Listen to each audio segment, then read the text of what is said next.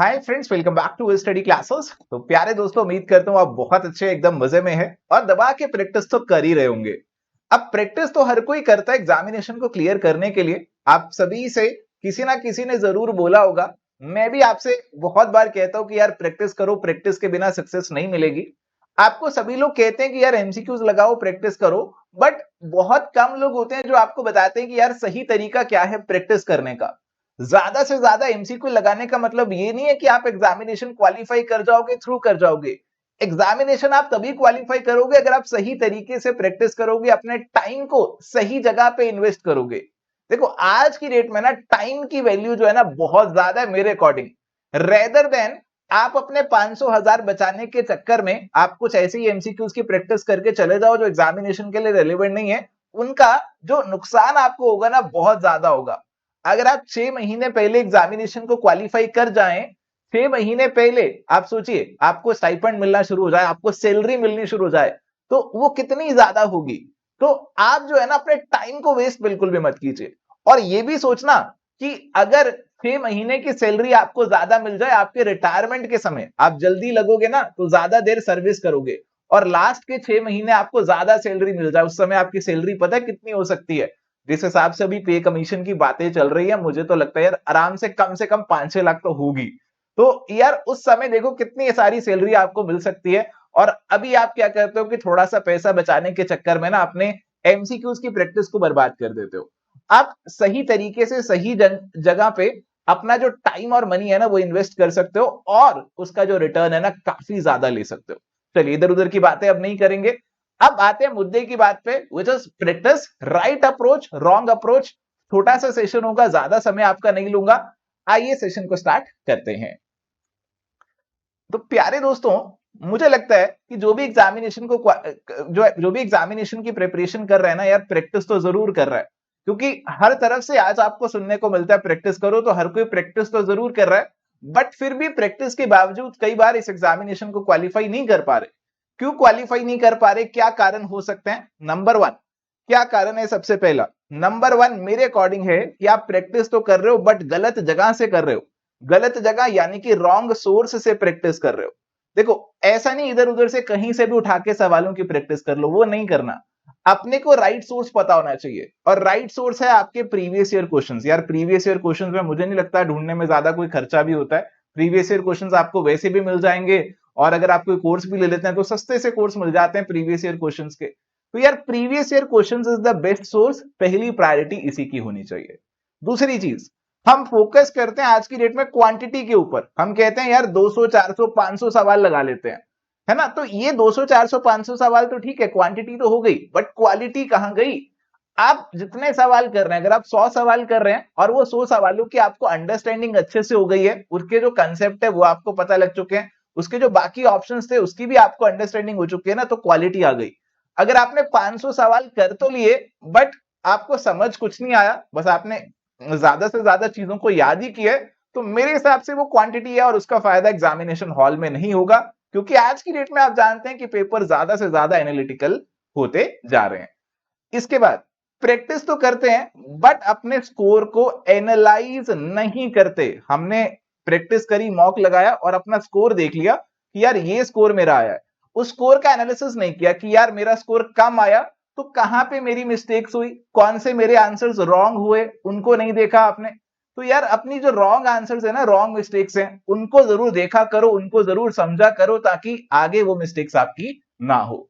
इसके अलावा कई बार हम क्या कहते हैं कि यार प्रैक्टिस तो मैंने करी थी, मेरे 100 में से ना 50 ही क्वेश्चन सही हुए और मेरे दोस्त के तो 60 हो गए। तो यार मुझे लगता है कि प्रैक्टिस छोड़ देनी चाहिए, मेरे को तो पढ़ाई करनी चाहिए। तो ऐसा नहीं है, अगर आपके नंबर कम आए हैं तो अगली बार ज्यादा आ सकते हैं। आप प्रैक्टिस को छोड़े मत, प्रैक्टिस को कंटिन्यू रखें। आपका कंपटीशन मैं बताऊं, आपसे पहला कॉम्पिटिटर आपका आप खुद है। फर्स्ट कंपटीशन आपसे ही है। आपको अगली बार 50 को बीट करके 53 लेकर आने हैं, 55। धीरे धीरे आपका स्कोर जो है ना इंप्रूव होगा। तो आप बाकियों से अपने स्कोर को एक बार के लिए कंपेयर करना भूल कर अपने आप से कंपेयर कीजिए कि यार मैं अपने आप को कैसे और इंप्रूव करूं, अपने आप को और कैसे बेहतर बनाऊं। ये चीजें अगर आप सोच के चलेंगे ना तो प्रैक्टिस का सही बेनिफिट आपको मिलेगा। बातें यहां खत्म नहीं हुई हैं, थोड़ी सी और बातें हैं आपके साथ करनी है। Right approach versus wrong approach. गलत तरीका क्या है पीवाई क्या उसको करने का, एमसीक्यूज को करने का? रेंडमली कहीं से जो सवाल करा रहे हैं वो सवाल कर लें, तो ऐसा मत करिए। आप देखिए जो सवाल आपके एग्जामिनेशन के लिए रेलिवेंट है आप उनको ही करिए। रॉन्ग अप्रोच क्या है, आप वेट करते हैं कि यार मेरा 100% सिलेबस हो जाएगा तभी प्रैक्टिस करूंगा, तो ऐसा कभी होने वाला नहीं है। कभी भी 100% सिलेबस पूरा नहीं होगा, तो बीच बीच में प्रैक्टिस करते रहा करो। रॉन्ग अप्रोच क्या है कि जो मिस्टेक्स हुई उसको लर्न कर लो, मेमोराइज कर लो। यार मेमोराइज नहीं करना, कोशिश करो कि ज्यादा से ज्यादा चीजें ना आप अंडरस्टैंड करो, क्योंकि एक लिमिट होती है चीजों को याद करने की, हर चीज को याद नहीं किया जा सकता। तो कोशिश करो कि चीजों को अंडरस्टैंड करें, अंडरस्टैंडिंग यहां पे बिल्डअप करें। इसके अलावा कई बार हमें लगता है कि यार हमें ना केवल इजी क्वेश्चंस की ही प्रैक्टिस कर लेनी चाहिए। ये वाला कोचिंग इंस्टीट्यूशन है या कोई भी है, ये वाला जो टीचर है इसके सवाल बहुत मुश्किल होते हैं तो उनको प्रैक्टिस नहीं करते। तो जब तक आप अपने आप को चैलेंज नहीं करेंगे, तब तक आप इंप्रूव नहीं करेंगे, तब तक आप वहीं बैठे रहेंगे। अपने आप को मुश्किल सवाल दो, चैलेंजिंग क्वेश्चन दो, तभी जनाब आपका दिमाग और तेज चलेगा और एग्जामिनेशन में आप बाकियों से आगे निकल पाओगे। तो केवल और केवल इजी क्वेश्चंस की प्रैक्टिस करते रहोगे तो मजा नहीं आएगा। अपने आप को चैलेंज किया करो, हाँ इजी भी जरूर करो, बट साथ ही साथ अपने आप को चैलेंज भी किया करो कि यार मेरे को मुश्किल वाले क्वेश्चन जो है ना वो भी लगाने हैं। तो जनाब ये राइट और रॉन्ग अप्रोच का जो डिफरेंस है, फर्क है, आई होप मैं आपको थोड़ा सा बता पाया हूंगा। चलो आगे एक एग्जांपल है मेरे सामने। लेट्स सपोज ये वाले सवाल की आप प्रैक्टिस कर रहे हैं, ये सवाल आपके सामने आ गया। ये इंटरनेशनल ट्रेड थ्योरीज को लेकर सवाल है, यूजीसी नेट से जुड़ा हुआ है, असिस्टेंट प्रोफेसर एग्जामिनेशन से भी जुड़ा हुआ है। तो इस सवाल में आपकी कुछ थ्योरीज दे रखी हैं और कुछ उनके थिंकर्स दे रखे हैं। देखो इस सवाल को सॉल्व करना तो काफी आसान है, क्योंकि आप डेविड रिकार्डो और हिक्सर ऑलिन को मैच कर लोगे ना, तो आपका आंसर बन जाएगा। डेविड रिकार्डो आपने मैच कर दिया कंपैरेटिव एडवांटेज से, और हेक्सर ऑलिन मैच कर दिया आपने फैक्टर एंडाउमेंट से। तो आप अपना जो आंसर है वो बना लोगे कि यार ए को 3 से मैच कर दिया और सी को मैंने 4 से मैच कर दिया। ठीक है, इससे आपने आंसर बनाने के बहुत करीब पहुंच गए। उसके बाद आपने ये देख लिया कि यार जेएस मिल को मैं जोड़ देता हूं रेसिप्रोकल डिमांड से, और मेरा आंसर यहाँ पे ऐसे बन गया। आप ऐसे आंसर बनाने की कोशिश कर सकते हो, बहुत बढ़िया। एग्जामिनेशन में भी ऐसे आंसर आपको बनाने हैं। But when you are practising, जब आप घर पे प्रैक्टिस कर रहे हो, तो ये डेविड रिकार्डो और हेक्सर ऑलिन तो आपको पता है और आगे भी पता है।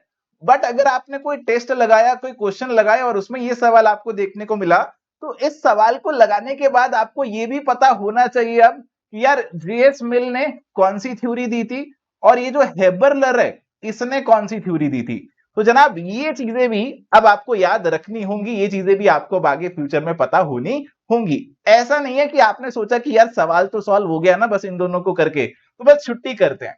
नहीं, आपको जो नया देखने को मिल रहा है, कुछ नया सीखने को मिल रहा है किसी सवाल के अंदर, तो यार उसको भी अपने पास नोट डाउन कर लिया करो, अपनी एक कॉपी रखा करो, एक अपना एक पेपर ले लिया करो, एक कॉपी बना लो, जो भी प्रैक्टिस कर रहे हो, जो भी नई चीजें जानने को मिल रही हैं उसमें नोट डाउन करते रहा करो।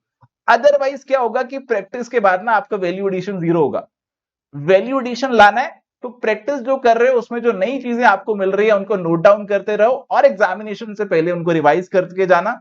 हो सकता है कि अगली बार एग्जामिनेशन में जो सवाल है उसमें डेविड रिकार्डो और हेक्सर ऑलिन गायब हो जाए और दो नए नाम आ जाएं, तो आपको ये हेबरलर और जेएस मिल जो आपने याद किया होगा ना, इससे आपका आंसर मिल जाएगा। तो प्यारे दोस्तों जो प्रैक्टिस है ना वो कुछ इस तरीके से होनी चाहिए मेरे अकॉर्डिंग। अगर आप मेरी बात से सहमत हैं तो आप नीचे कमेंट करके जरूर बताइएगा। चलिए तो प्यारे दोस्तों लास्ट में मैं आपको कहना चाहूंगा कि गलतियों से सीखो, प्रैक्टिस करते हैं स्कोर कम आता है, डीमोटिवेट डीमोरलाइज हम सभी हो जाते हैं, बट वो गलतियों से आपको कोशिश करनी है कि यार हम सीखें।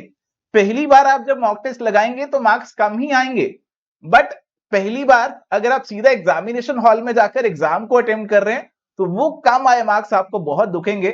मॉक टेस्ट में मार्क्स आए तो कोई बात नहीं, हम अपनी मिस्टेक्स पे काम करेंगे, हम उन पे और वर्क करेंगे और अच्छे से पढ़ाई करेंगे, रिवीजन करेंगे, तो मार्क्स एग्जामिनेशन तक आते आते इंप्रूव होंगे। तो अपनी मिस्टेक्स को आपको इंप्रूव करना है जी।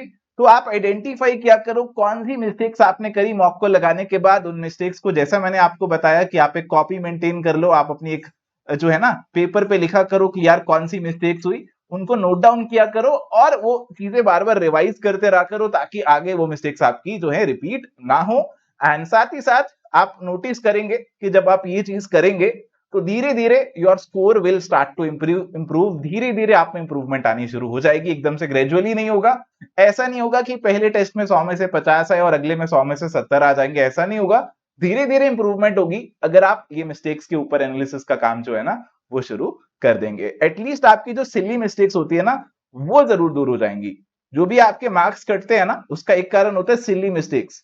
तो जब आप ये एनालिसिस करते हैं ना, ये सिली मिस्टेक्स तो डेफिनेटली आपकी दूर हो जाती हैं। एंड प्यारे दोस्तों, हम चाहते हैं कि आप भरपूर प्रैक्टिस करें, दबा के प्रैक्टिस करें।